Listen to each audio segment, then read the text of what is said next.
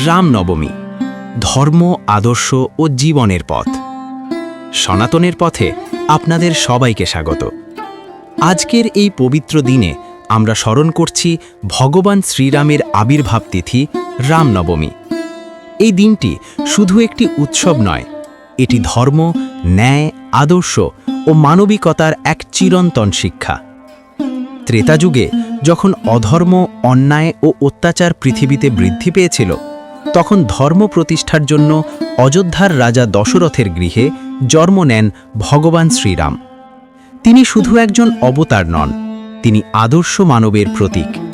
একজন আদর্শ পুত্র, আদর্শ রাজা, আদর্শ স্বামী এবং সর্বোপরি একজন সত্যনিষ্ঠ মানুষ।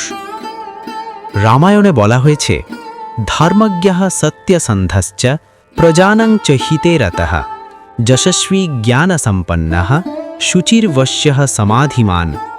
অর্থাৎ শ্রীরাম ছিলেন ধর্মজ্ঞ, সত্যনিষ্ঠ, প্রজাদের কল্যাণে নিবেদিত, যশস্বী, জ্ঞানবান, পবিত্র ও সংযমী।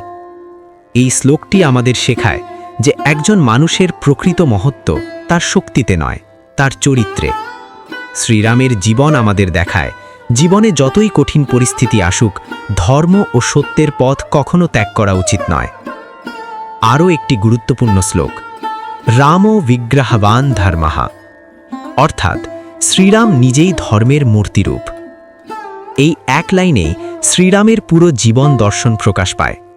তিনি শুধু ধর্মের কথা বলেননি, তিনি তার প্রতিটি কাজে ধর্মকে জীবন্ত করে তুলেছিলেন।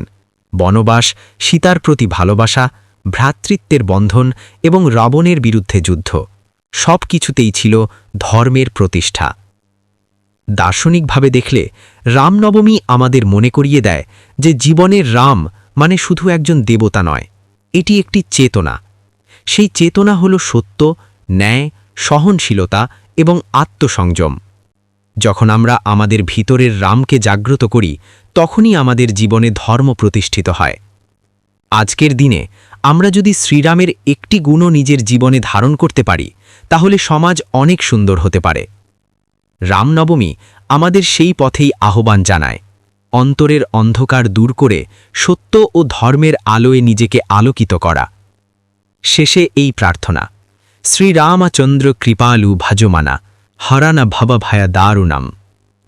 ভগবান শ্রীরামের কৃপা আমাদের সকলের উপর বর্ষিত হোক এবং তিনি আমাদের সত্য ও ধর্মের পথে চলার শক্তি দিন। সনাতনের পথে থাকার জন্য ধন্যবাদ। জয় শ্রীরাম।